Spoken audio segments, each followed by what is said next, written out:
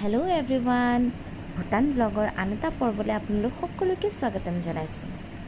Last ভিডিঅ'ত কৈছিলোঁৱেই যে আমি গৈ আছোঁ এখন মনেষ্ট্ৰীলৈ, আৰু মনেষ্ট্ৰীখন যাবলৈ প্ৰথমতে আমি এইখন গেট ক্ৰছ কৰিব লাগে। আৰু গেটখন ক্ৰছ কৰিয়ে দেখিলোঁ ৰাস্তাৰ দুয়োফালে হালধীয়া ফুলেৰে একেবাৰে ভৰ্তি হৈ আছে। আৰু এনেদৰে আমি কাষ চাপিলোঁ এই মনেষ্ট্ৰীখনলৈ।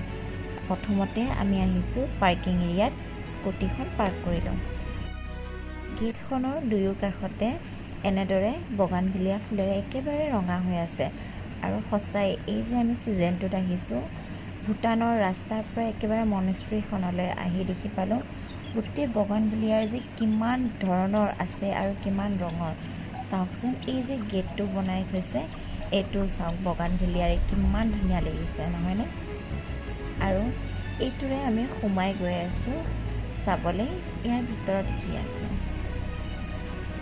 এইখন কি বুলি চাবলৈ আহিলোঁ, কিন্তু একোৱে বুজি নাপালোঁ কি হয়, আৰু বন্ধও আছিলে যিহেতু ইয়াৰ পৰা আকৌ আমি উভতি গৈ আছোঁ মেইন যিখন মন্দিৰ আছে সেইটো চাবলৈ।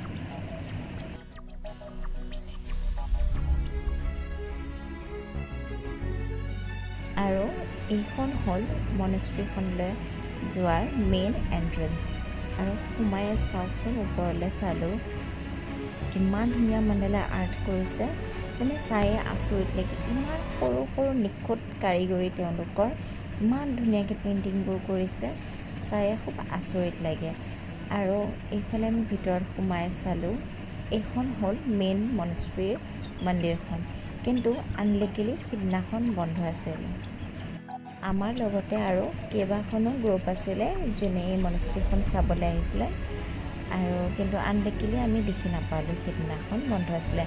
আৰু এই মেইন মন্দিৰখনৰ চাৰিওফালে এনেদৰৰ কিছুমান কোঠা বনোৱা আছিলে, য'ত তেওঁলোকৰ যে বুদ্ধিষ্ট মংক